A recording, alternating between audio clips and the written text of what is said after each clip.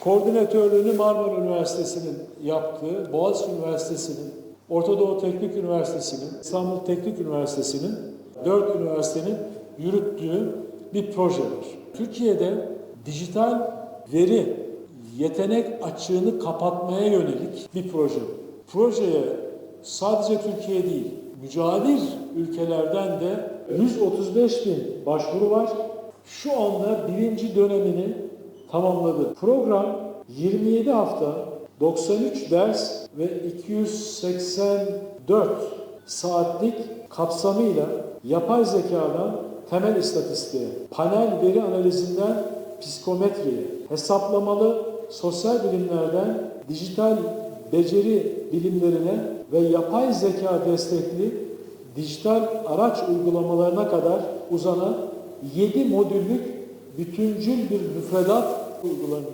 Son aldığım rapora göre günlük derslere katılım sayısı 30.000 arkadaşlar. Uluslararası bir online platform sunan bir şirketle anlaşma yapma aşamasına geldiğimizde bu uluslararası şirket bu kapsamda, bu ölçekte dünyada bir hizmet vermediklerimizi dile getirdiler. Bu ölçekte online bu kadar yüksek katılımlı ve interaktif bir altyapı henüz hazır değil dediler. Sonra çalışarak bize bu imkanı sağladılar. Ve şu anda bu proje değerli arkadaşlarım birinci bölümünü bitirdi. Bu gerçekten fevkalade Türkiye'de karşılığı olan, sahici, insana dokunan, gençlere dokunan, bütün insanlarımıza dokunan bir proje. Bu derslere katılanlar arasında bankacılık sektöründe, ticarette, sanayide, tıp sahasında da fevkalade üst düzey yöneticilerin iştirak ettiği bir program.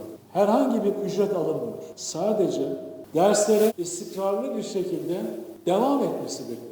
Araştırma üniversitelerimizin bir araya gelerek üçerli, dörderli benzerlerinin ülkemizin insanlarına sunulmasını sizlerden bekliyoruz. Türkiye'de dijital beceri veya yetenek açığını kapatacak temel kurumlar bizim üniversitelerimizdir. Üniversitelerimizin bir araya gelerek sadece öğrencilerin değil, aynı zamanda çalışanların da bu alanlardaki eksiğini gidermek üzere bu türden yapacakları etkinlikler ülkemizin gelişmesine muazzam katkı sağlayacak, istihdama çok olumlu etkileri olacak, dijital dönüşüm sebebiyle beceri yetenek açığı çıkan sektörlerde çok sayıda yeni yetişmiş bireyler sunma imkanına kavuşmuş olacağız. Bu projeyi duyup yurt dışında da benzerinin yapılmasını bizlere teklif eden ülkeler var.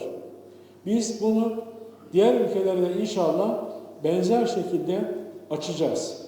Bu yaklaşık 8 ay süren bir projedir. Üniversitelerimiz aslında bir araya gelerek böylesine sahici, insanımıza dokunan projeler yapabilirler. Ve inanılmaz da bir doğrusu devam var arkadaşlar. Yani düşmüyor. Bu 30.000'le başladı ve 30.000'le devam ediyor. 8 haftadır devam ediyor. Üniversitelerin en sahici işlerinden bir tanesi de işte bu bakımdan halka dokunacak, insana dokunacak projeleridir.